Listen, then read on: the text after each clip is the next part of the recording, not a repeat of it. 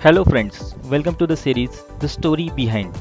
Today I will tell you the story behind development of Unix operating system. So let's start. Today we will discuss how it is started, how it became popular, people and organizations behind it, and so on. So let's start. In 1960, AT&T Bell Laboratories, Massachusetts Institute of Technology, and General Electric started a developing time-sharing operating system called Multics, Multiplexed Information and Computing Service for mainframe computers.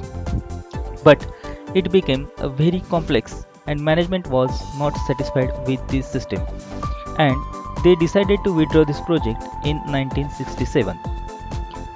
In 1970, GE sold their computer business to the Honeywell. Ken Thompson and Dennis Ritchie, programmers from Bell Computing Research and Department, had worked on Multics.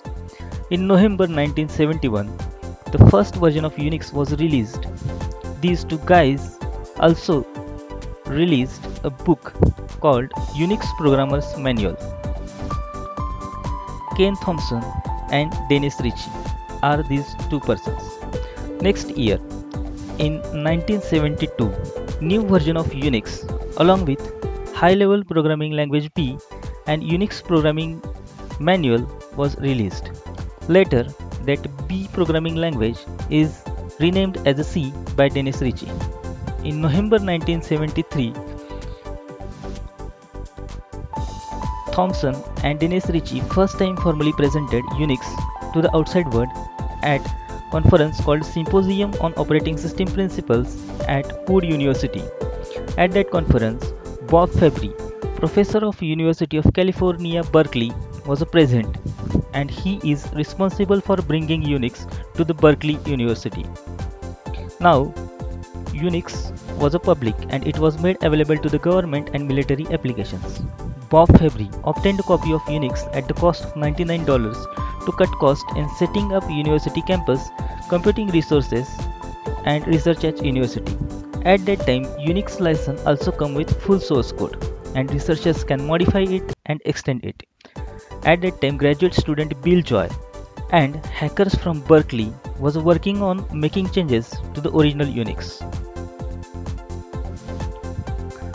The word has spread, and in 1977, more and more people were asking for their Berkeley modified Unix version.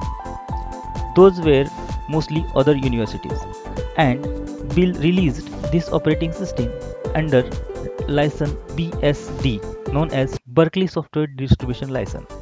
At other hand, AT&T continued developing Unix under names called System 3 and later System 5.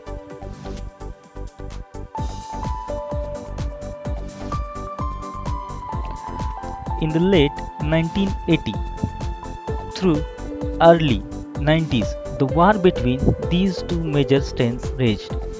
After many years, each variant adopted of many key features of the other. Commercially, System V won the standards war. Getting most of the interfaces into the formal standards.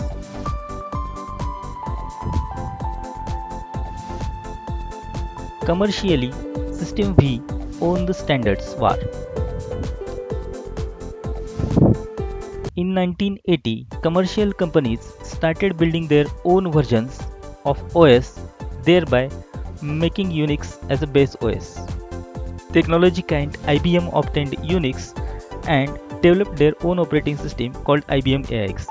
Similarly, Sun came up with Solaris and HP came up with HP UX.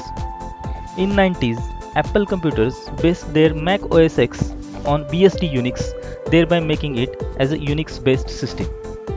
So friends, that's all for Unix. Thank you.